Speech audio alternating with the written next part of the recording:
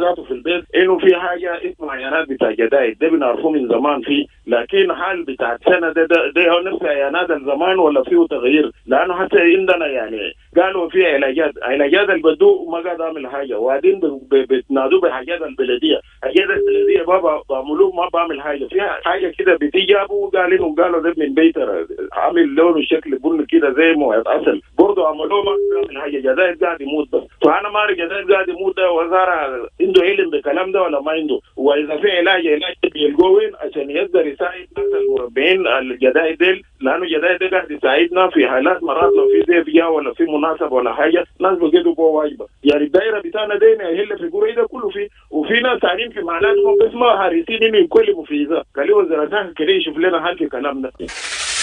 Sounds of the Week on iRadio, your eye on South Sudan. Live from Juba, on air and online. This is iRadio News.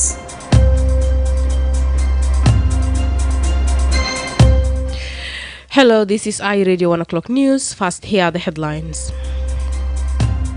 A civil society activist is appealing to the U.S. government to reverse its decision of revoking visas for all South Sudanese passport holders, saying citizens should not be victims of the behavior of their leaders.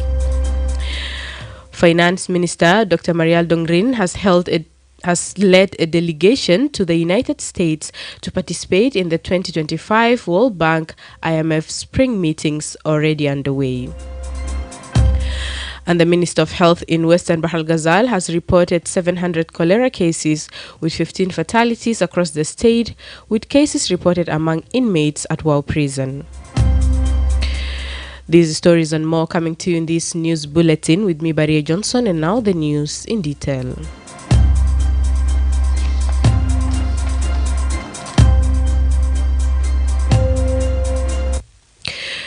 A civil society activist is appealing to the U.S. government to reverse its decision of revoking visas for all South Sudanese passport holders, saying citizens should not be victims of the behavior of their leaders. Over 2,000 South Sudanese living in the U.S. are facing uncertain residency status after Washington recently revoked their visas over accusations that South Sudan is rejecting its deported citizens. The blanket visa freeze came after Juba disputed the identity of an individual who was deported to Juba on April 5th with travel documents under the name Nimeri Garang.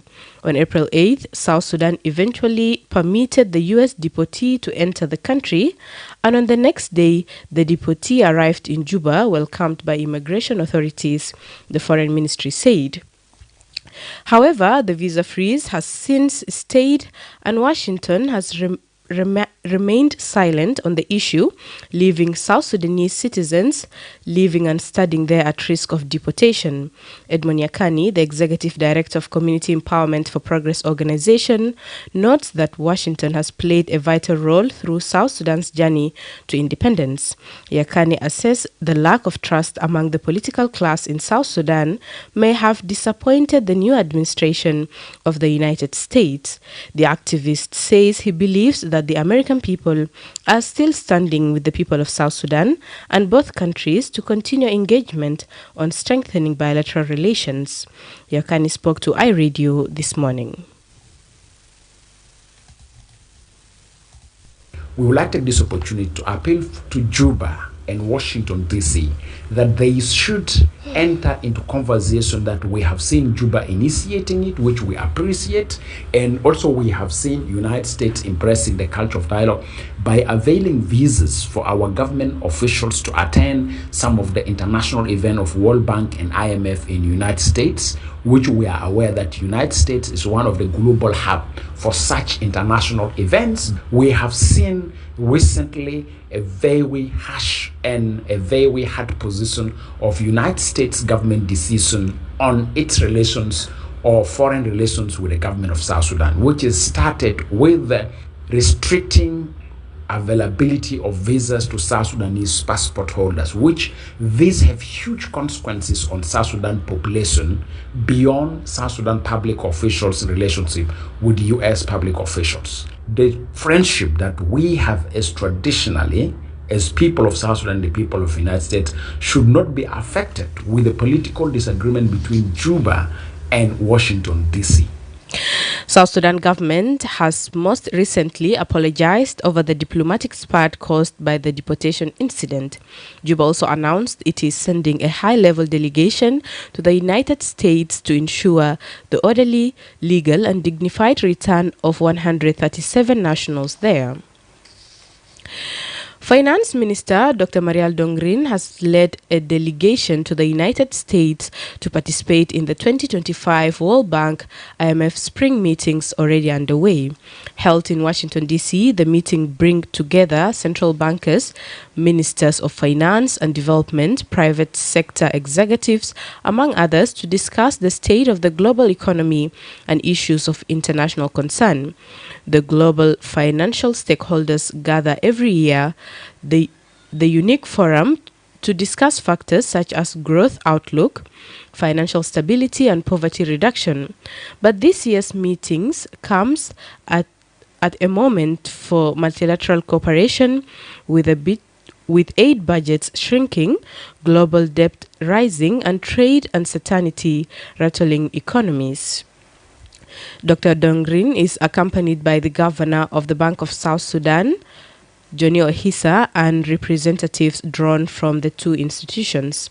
The delegation also seeks to engage in discussions with Bretton Woods Institution and the U.S. government representatives to explore avenues for enhancing economic cooperation between South Sudan and the United States. Speaking briefly to reporters before departure at Juba International Airport, Minister of Finance Dr. Dongrin said, I'm pleased to inform you that I will be leading our delegation to Washington this afternoon to attend the World Bank IMF spring meeting.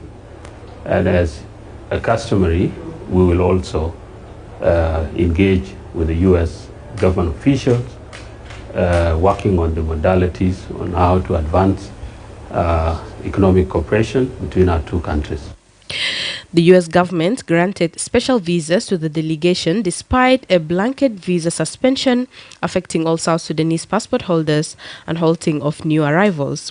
This was due to a diplomatic row between the two countries related to a deportation incident. The Minister of Health in Western Bahr el Ghazal has reported 700 cholera cases with 15 fatalities across the state, with cases reported among inmates at Wow Prison. Dr. Francis Michael Hassan made the announcement during the launch of cholera vaccination campaign at Wow Central Prison yesterday. Minister Hassan reveals that in Wow Central Prison alone, there are 68 suspected cases, 4 confirmed cases and 2 deaths. The cumulative cases for the whole state is about 755 confirmed cases, with 500 cases reported in Ju River County and 94 in Wow Town. Hassan says Wow Central Prison is being prioritized for vaccination due to overcrowding and poor sanitation conditions. المستوى بتاع سجين واو يمكن عندنا أكثر من عندنا 68 آلات بتاعت الاشتباه، ويمكن في 4 آلات مؤكد بالنتيجة الأولية اللي هو بالاستريب، ويمكن في آلتين بتاع الوفيات ده موجود في داخل السجن. أما في ولاية غربي بحر الغزال بصفة عامة دايرين نقول يمكن عندنا حوالي 755 آلات. على النحو التالي مقاطعة نارجور يمكن عندنا 594 آلة، ويمكن عندنا 14 أو 15 آلات بتاع الوفيات. On his part, Major Gordon Makur, the health supervisor at Wow Central Prison, says health workers started observing cases of watery diarrhea on April 19th and 20th. دعنا سجن الواو للعريات من 14 يوم 20 ظهر الإصابات المحية، ومنه يعني نهض الاجتماع طاريا ونهض الاجتماع اشتغل التيم للسجن. Yesterday, the National Ministry of Health confirmed cholera cases in Tony North and Gogrial West in Warrap State, with suspected cases also reported in Capoeira South, Eastern Equatoria, and WA Western Bahr el Ghazal. Dr. Kirende Chong, Director General for Preventive Health Services and Emergency Response, announced that a rapid response team has been deployed to the affected areas to contain the outbreak. As of yesterday, the country has reported a total of 51,000 confirmed cases of cholera and over 900 deaths. You are listening to iRadio Afternoon News. The Parliament's Standing Specialized Committee on Legislation and Justice said on Wednesday that it was determined to ensure that the Cybercrime and Computer Misuse Bill 2024 is promptly passed when lawmakers resume session. The Cybercrime Bill, once passed, is expected to provide mechanisms for prosecuting online crimes, safeguarding national infrastructure, and curbing digital threats across South Sudan. It will rule over cases related to the 35 crimes, which include unauthorized data transition, human and drug trafficking, computer hacking, economic sabotage, cyber terrorism, and sexual offense communication. Others include publication of false information and indecent content, impersonation, and other identity-related offenses, as well as disclosure of passwords, among others. The committee's deputy chairperson, Abraham Biar, argues that much of the political crisis in South Sudan are either created or fueled by cyber criminals. He was speaking yesterday during the conclusion of a 3-day workshop reviewing the bill. Most of the problems in the countryside the tension are created by computer, by internet, by through cyber crimes. So I'm very happy, I'm very glad this bill has been tabled. And what I can even promise as a Justice and Legislation Committee, it is our committee, together with the mother committee of this bill, with the owner of this bill, we will speak. And I request the Honorable Speaker to take note of this. We will speak to make sure that the bill is timely passed once the Parliament opens. The Cybercrime Bill was initially introduced as a provisional order in 2020 by President Salva Kiir. In September 2024, the Ministry of Justice formally tabled it before the Transitional National Legislative Assembly after the provisional version was returned in 2023 due to constitutional expiry. Lawmakers directed former Justice Minister to repackage the order as a formal bill for reintroduction. Transitional National Legislative Assembly spokesperson Oliver Muri says internet misuse has serious implications on peace efforts in the country, adding that the law will give the government jurisdiction to apprehend violators from around the world. Somebody could be in America, in Japan, in Australia, saying his nonsense, insulting and doing all that. But we don't have the opportunity to apprehend them due to the lack of this cyber security and cyber misuse. So once it is out, whatever one says in the globe, it will be very, very simple to apprehend him. Abraham Biar, NCA Director General Engineer Napoleon Adwogai says the agency is preparing for the disruptive power of emerging technologies by enacting laws to protect the people.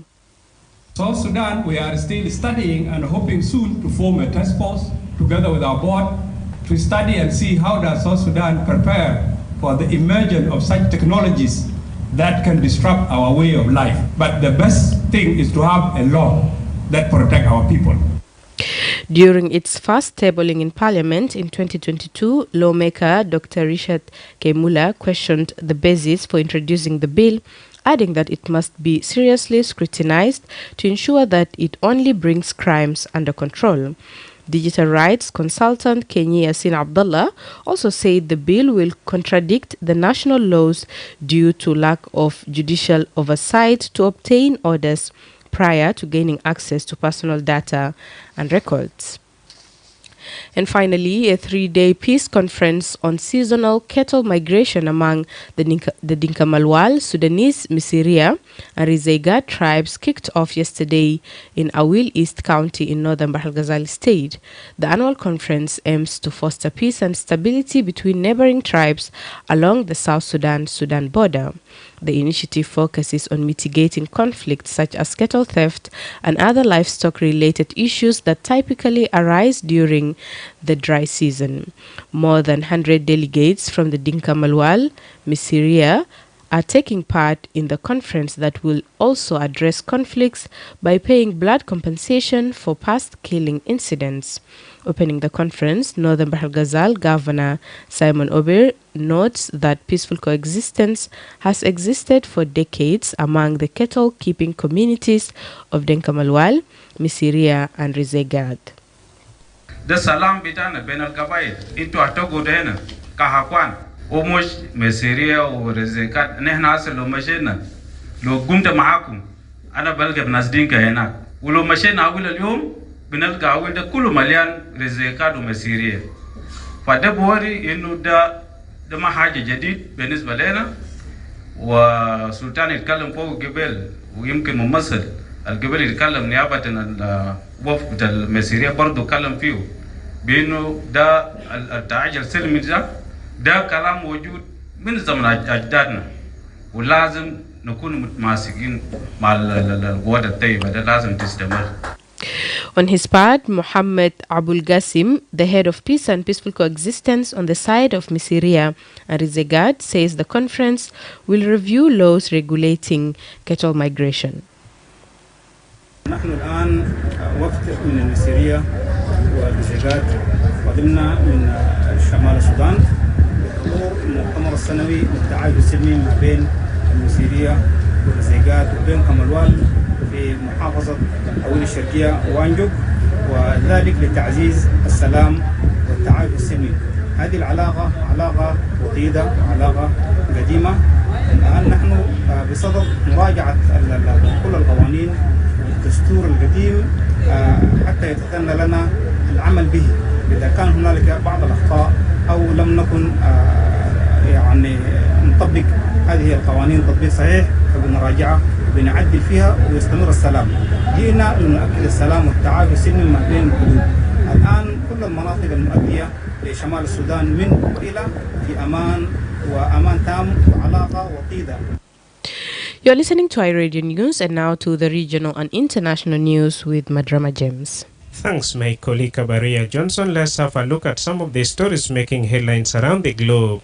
Tanzania has banned all agricultural imports from South Africa and Malawi in the latest episode of a growing trade war. Tanzania's Agriculture Minister Hussein Basha said on Wednesday, "We are taking this step to protect our business interest. This is business in business. We must all respect each other." South Africa has for years prohibited the entry of bananas from Tanzania. Malawi, which shares a border with Tanzania, has blocked imports of flour, rice, ginger, bananas, and maize from its northern neighbor.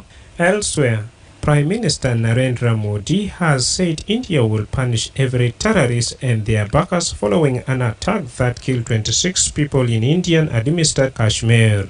The country has closed its border with Pakistan, expelled its military diplomat, and suspended a landmark water-sharing treaty. Pakistan has denied involvement in the attack. Gunmen burst out of forest and opened fire on visitors with automatic weapons in the shooting near the post-cute tourist town of Falgam on Tuesday. Finally, a Russian missile and drone strike on Kyiv killed at least 8 people, injuring another 77 in the deadliest attack on Ukraine's capital since July. Ukrainian President Vladimir Zelensky cut short his trip to South Africa in response, but has met his counterpart Cyril Ramaphosa.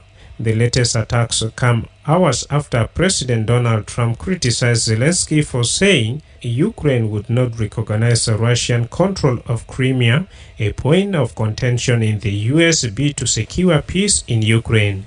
These are some of the stories making headlines in the region and beyond. Back to you, my colleague Baria Johnson. Thank you, Madrama James. And now to the sports news with Emmanuel Joseph Akile.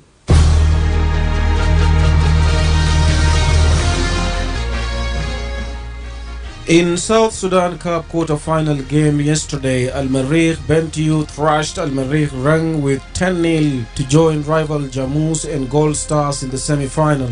Merrick Bentiu star Chan David Majak delivered an outstanding performance for Al Merrick Bentiu FC, securing the man of the match.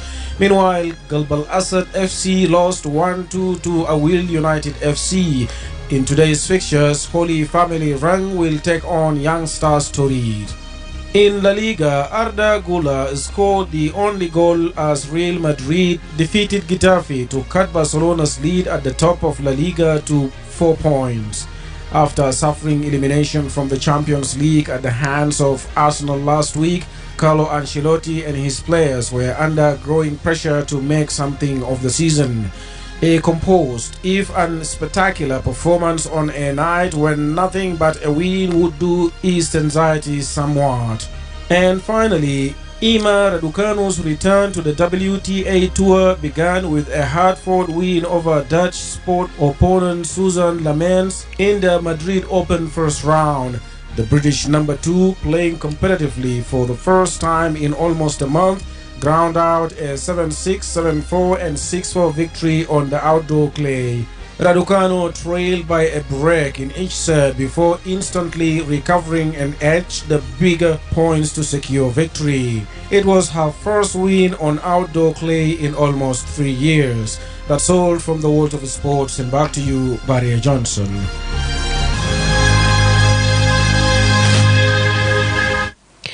Thank you, Akile. This is iRadio News, and to end this bulletin, here are the headlines once again.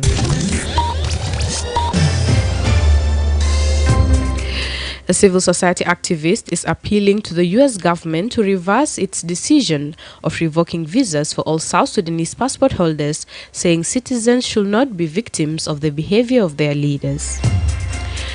Finance Minister Dr. Marial Dongrin has led a delegation to the United States to participate in the 2025 World Bank IMF spring meetings already underway.